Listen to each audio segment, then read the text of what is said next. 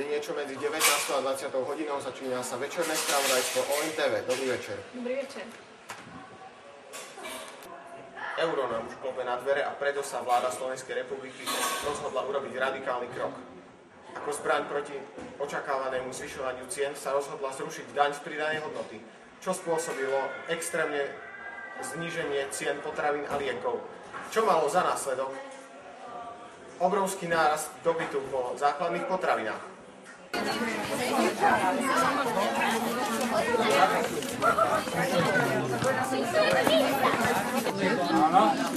Národnej grošovne. Pre mňa. Nech sa páči. Máš toľko? Koľko máš? Tu sú ešte veci na predaj, dobre? Danka. Môže byť? Danka, keď chceš, tak si zamiem korytačku. Dobre, vymeníš na korytačku. Čo si chcela ty? Koľko stála táto brnica? Podľa agentúry si tá aj kamaráti si čoraz viac zlá ako žien.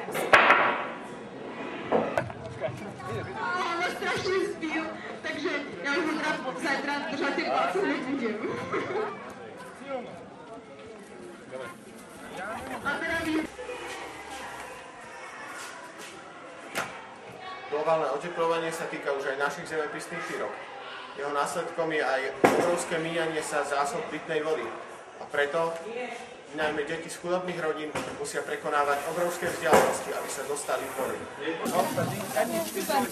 Naberaj ešte, vieš, ideme. A počkej, že ja idem na to polo. No jo, no, ešte.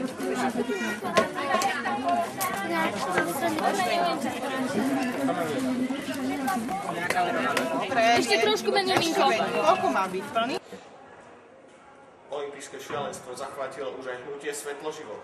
Organizátori prebiehajúcej oázy modlitby sa rozhodli zorganizovať špeciálne olympijské hry, na ktorých sa zúčastnili deti z rôznych kútov Slovenska. Prebiehali súťaže v rôznych disciplínach, napríklad rybolove, lukostreľbe alebo bowlingu.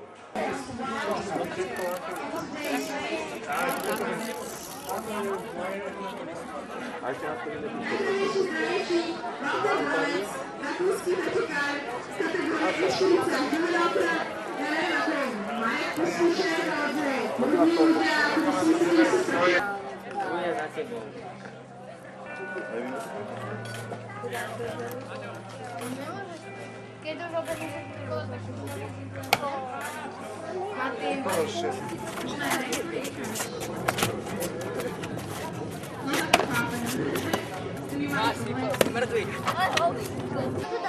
Adam, ktorá súťaž sa tebe páčila najviac?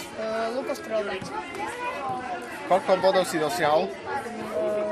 8. Vedel by si nám odporúčiť nejaký lacný typ z bufetu? Kofola. Kofola, už si na ňu zarobil, alebo kúpil si niečo iné? Áno. Čo napríklad? Loptu do mora. Džús. Fajn. A z lesnej hry sa ti ktoré zviera páčilo najviac? Bobor. Medzi olympijských rozhodcov sa dostal aj Tomáš Lenč, ktorý dohliadal na súťaže v lukostrelbe. Tomáš, ako prebiehala tvoja súťaž? Ja si myslím, že výborne. Súťažiaci boli veľmi šikovní a pripravení a dosiahli veľmi dobré výsledky. Objavila sa aj nejaká vychádzajúca hviezda slovenskej lukostreľby? Z rodiny Hraškovcov, veľmi známej, Martin zo stredného Slovenska. Nasleduje vedecké okienko. V najbližšom príspevku vám prinášame exkluzívny vedecký objav. A teraz tu máme jeden príspevok z oblasti vedy a techniky. Renovovanému vedcovi Michalovi Kebisovi zo Slovenskej akadémie vied sa podaril unikátny vynález. Vynašiel stroj času. Áno.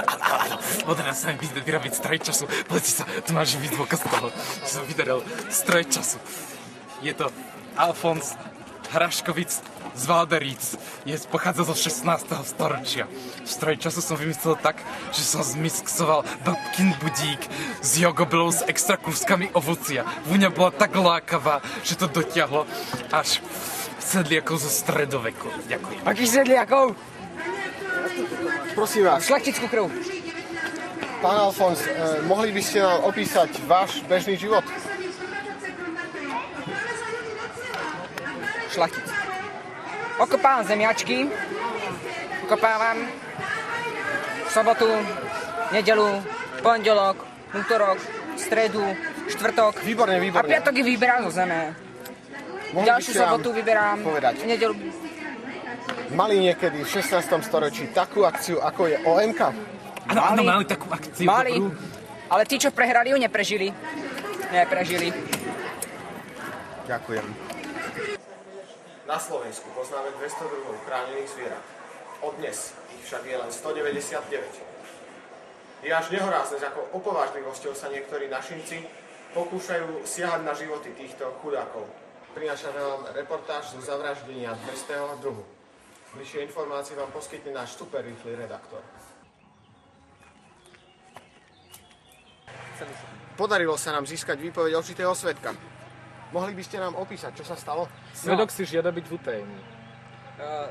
Vytlačil som na hríby, keď odrazu som začal hrmot, buchot, proste zvuky zápasu. Dobehol som na miesto a spoza kríkov som tam videl, jak nejaká žena zápasí s týmto jedincom, neviem, jak ho voláte. Keď som dobehol, zrovna sa zápas chýlil ku koncu, rozšliapla mu hlavu na kašu, ale ešte z posledných síl je stihol zraniť petu. Mohli by ste nám opísať jej vzhľad? Bola to žena mladistého vzhľadu. Okolo hlavu mala čelenku z takých hviezd, myslím, že ich bolo 12. A bola odetá slnkom. A ufujazdila po čine na polmesiaci. Na základe svedkovho opisu sa nám podarilo zostaviť identikit hľadanej osoby. Ak ju uvidíte, prosím, ohláste to na známe telefónne číslo. Spozorovaná bola v Lurdoch, Fatime a naposledy v Medjugorji, kde sa pravdepodobne naďalej zdržiava. Nasleduje krátke športové spravodajstvo. Prinášame vám reportáž z majstrovstiev Európy vo futbale. V zápase Francúzsko-Portugalsko hrali zo začiatku rozhodne lepšie Portugalci. Hneď v prvej minúte sa podarila nádherná strela zozadu od Beka. To však Portugalcom nestačilo a v druhom útoku sa vyznamenal ľavý stredopoliar Cristiano Ronaldo, ktorý nasadil omnoho silnejšiu strelu. Po polčasovom striedaní si lepšie viedli Francúzi, ktorí si dávali pozor na presnosť krátkych prihrávok aj dlhých striel. V posledných minútach už nepustili loptu zo svojej útočnej polovice a gól sietil stredopoliar Ribéry. Ďakujeme za pozornosť a želáme vám príjemný zvyšok večera. Máme tu aktuálne informácie z miesta zavraždenia chráneného druhu. Bližšie informácie vám prinesie náš redaktor. Máš to? Máme najnovšie informácie z miesta činu. Drak sa práve začína preberať.